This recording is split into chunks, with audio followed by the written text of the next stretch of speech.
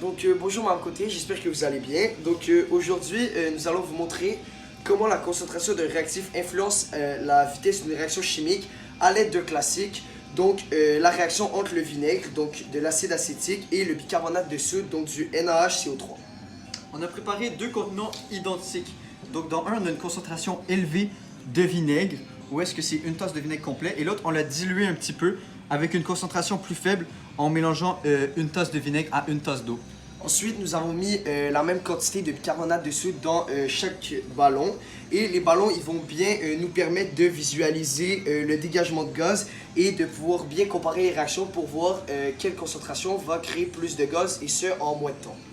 Sur ce, je pense qu'on peut débuter la réaction. On n'oublie pas nos lunettes de sécurité.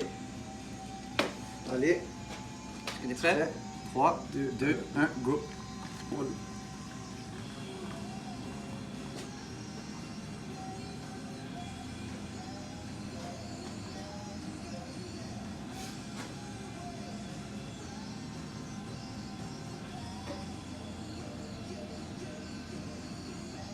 Donc, comme vous pouvez remarquer, le contenant avec le vinaigre plus concentré produit beaucoup plus de bulles et beaucoup plus de gaz plus rapidement.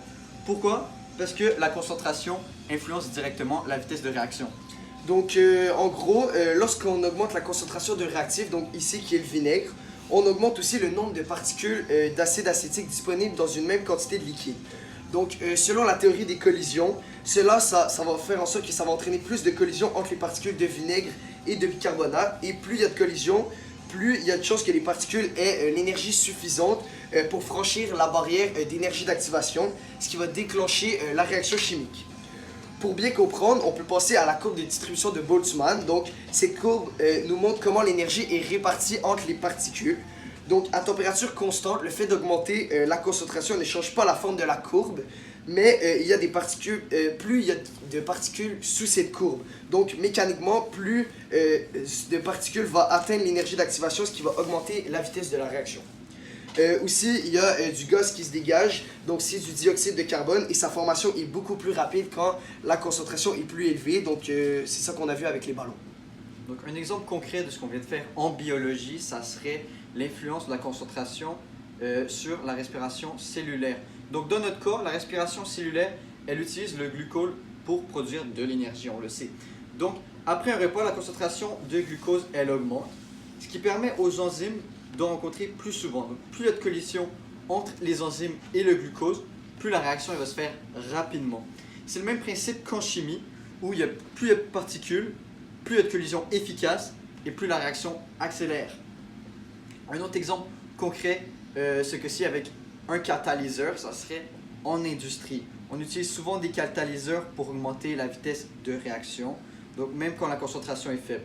Par exemple, les pots catalytiques des voitures qu'on utilise pour des métaux comme le palladium ou le platine pour transformer des gaz polluants comme le monoxyde de carbone en gaz moins nocif. Donc le catalyseur, qu'est-ce qu'il va faire? Il va agir en abaissant l'énergie d'activation, ce qui permet à la réaction de se produire plus facilement sans avoir à augmenter la concentration de gaz. Pour finir, cette expérience simple nous montre bien comment la concentration influence la vitesse d'une réaction chimique. En comprenant les concepts de collision, d'énergie d'activation et de distribution de l'énergie, on peut expliquer pourquoi certaines réactions sont rapides et d'autres beaucoup plus lentes. Merci. Martine, combien est-ce que tu donnerais sur 10 à notre expérience? 10 même si j'ai rien compris. Ah, merci. Merci. Voilà.